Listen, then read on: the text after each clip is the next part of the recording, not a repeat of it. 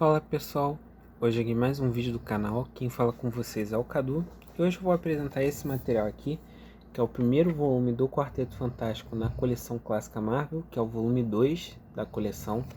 Ele é um material capa cartão, o papel é o offset colorido, com 144 páginas reunindo as edições de Fantastic Four 1 a 5, custando R$ 24,90, com os roteiros de Stan Lee e arte de Jack Kirby.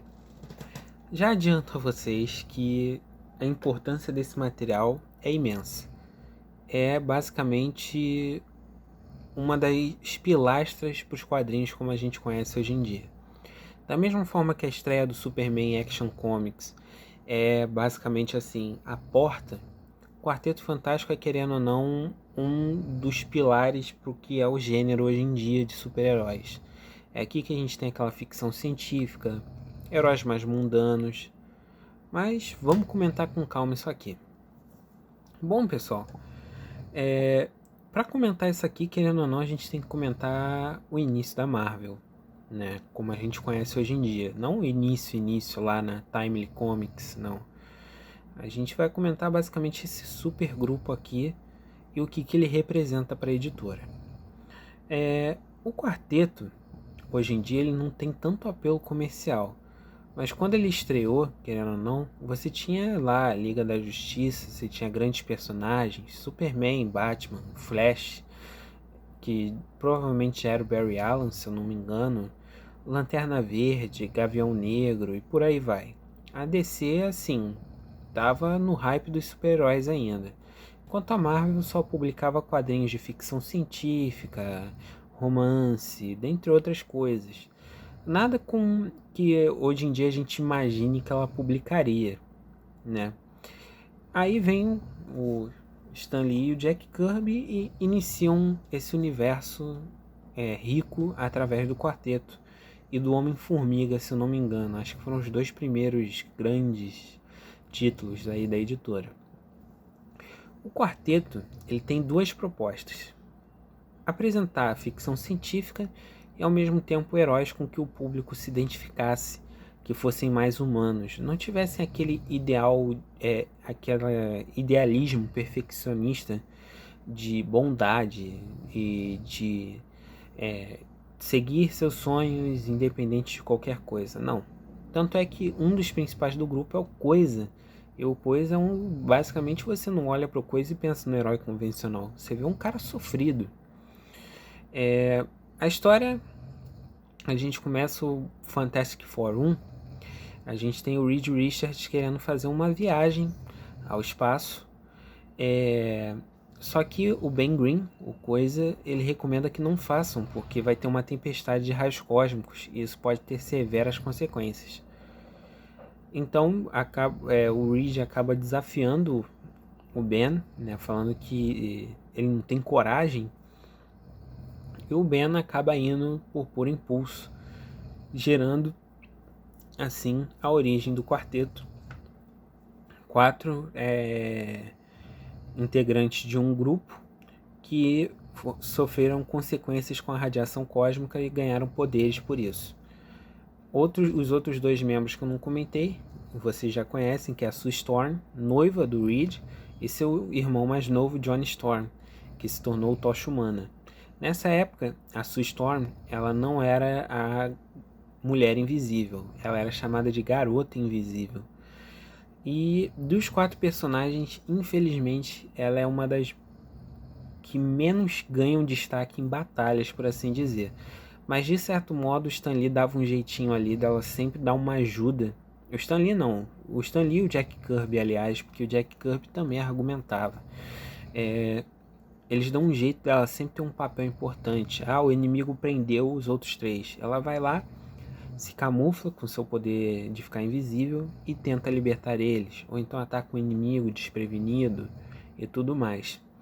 As 3 primeiras edições, aliás, as 2 primeiras, a gente ainda não tem o uniforme. E a base de operações no quarteto nessas 5 primeiras não é o edifício Baxter. Eles ficam em Central City. Central City muita gente vai confundir com a Central City do Flash Barry Allen, né? Os 3 primeiros inimigos, o primeiro inimigo deles, super poderoso, é o Topeira. Chega a ser engraçado, porque muita gente não dá nada pelo Topeira, mas ele aqui representa uma ameaça bacana. E um elogio que eu tenho que fazer a essas histórias, que juntos do Aranha, das histórias do Aranha e do Thor, elas têm uma leitura muito fluida, até para a época. Querendo ou não, os argumentos do Stan Lee, eles são muito bons. Na edição número 1 a gente tem a apresentação do Topeira. Os personagens ainda não utilizavam o uniforme, eles só vão passar a utilizar o uniforme com 4 aqui no peito, o uniforme todo azul, a partir da edição número 3. Depois a gente tem na número 2 a origem de uma das raças alienígenas mais importantes do universo Marvel, que é os Skrulls. Uma coisa que eu tenho que salientar do título do quarteto é que muito da cosmologia do do universo Marvel como um todo é apresentado no título do quarteto. Galactus, Surfista Prateado, dentre outras coisas, é sempre apresentado aqui.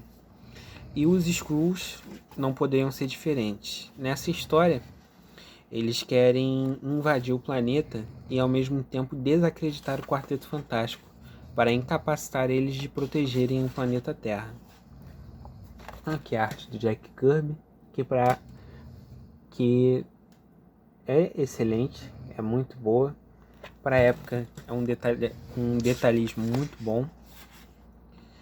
Depois, da partir da edição número 3, que eu achei uma das mais fracas do encadernado, a gente tem como antagonista o Milagroso. O Milagroso, que na minha opinião, hoje em dia ele seria um vilão bem ruim para uma história, mas para a época é um vilão maneiro. Eu gostei da apresentação dele aqui. É um personagem que faz qualquer coisa. Ele consegue partir um tronco num toque só e por aí vai. Aí no final a gente descobre uma verdadezinha esquisita sobre ele. Na edição número 4, a gente tem uma das melhores surpresas. Eu acho que os leitores da época devem ter ficado muito felizes, que é a participação do Namor. A participação do Namor ela é brilhante, e tanto é que depois alguns roteiristas vão abordando o porquê que o Namor apareceu aqui, que na época ele estava sumido.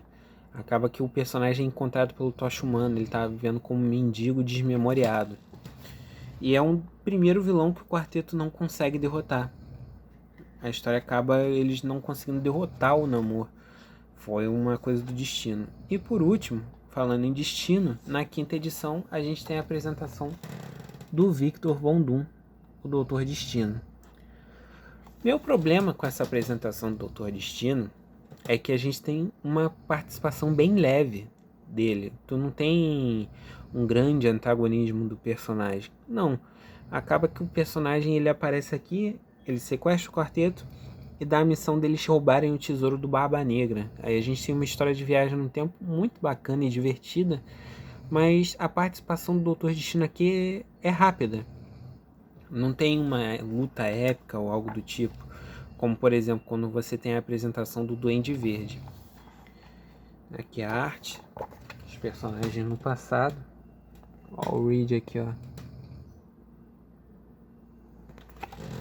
Mas eu vou falar para vocês que eu gostei muito de ler esse encadernado, porque eu nunca tive o encadernado do quarteto. Eu já li histórias desprendidas deles na universo Marvel. Acaba que eu nunca tive um arco completo, uma apresentação. E esse volume aqui foi uma excelente pedida. Eu já estava há um tempo querendo ler algo do quarteto. E como eu já havia falado com vocês, quem não consegue comprar o quarteto do Barney em ônibus, vai atrás do quarteto do Stan Lee. Isso antes do anúncio das Epic Collections, por exemplo. Então o que me sobrou foi ir atrás do quarteto do Stan Lee e do Jack Kirby. E isso daqui foi muito bom. Eu fico me imaginando como uma criança dessa época, a surpresa de chegar na banca e ter a apresentação desses personagens. Meu personagem favorito do quarteto, eu acho que da grande maioria, acaba sendo Coisa. Mas o Coisa aqui, a representação dele, querendo ou não, ela acaba que se diferencia um pouco do Coisa moderno. O Coisa moderno já está habituado com a situação dele. Aqui você vê um Coisa mais carrancudo, reclama com a vida. O Tocha aqui, ele não é tão zoeiro. Ele só passa a ser mais zoeiro a partir da edição número 4. Aliás, é da edição número 4, quando a gente tem a apresentação do namoro e tudo mais. E o Reed aqui, ele continua aquela mesma personalidade, um homem sério. A Sue, ela ainda não tem aquela grande presença que ela vai adquirir com o tempo na equipe, aqueles grandes poderes. Aqui, por enquanto, ela só pode ficar invisível. Os membros do quarteto que mais tem assim uma grande representação de poder é o Tocha e o Reed mesmo, porque o Coisa ele tem uma representação de força, mas não muito grande, né? Então acaba que o que gira em torno do Coisa é o drama dele tá nessa forma. Eu particularmente gostei muito, gente. Eu vou ser honesto com vocês, eu adorei isso aqui.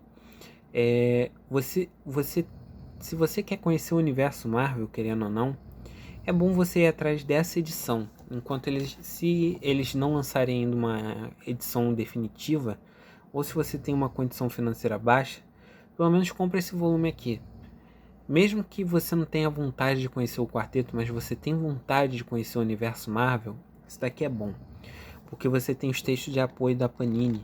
E essa coleção ela tem esse bônus e esse charme. Por isso que eu acabei me apaixonando por ela, porque ela dá contexto da época, por que foi inventado, o papel do Jack Kirby, do Stan Lee à frente desses personagens. Então acaba que é por isso que eu me apaixonei mesmo. Então é isso, gente. Espero que vocês tenham gostado do vídeo. Vou deixar o link para comprar isso aqui na descrição. E comentem. É sempre bom comentar o que vocês acharam dessa edição aqui. E se vocês querem que eu traga mais volumes da coleção clássica Marvel, além do quarteto. Eu já estou trazendo Demolidor, o Homem-Aranha. Estou pretendendo, quando concluir a do Demolidor, começar a seguir a do Thor. Comentem aí. Eu espero que vocês tenham gostado do vídeo. Valeu, obrigado e tchau, tchau.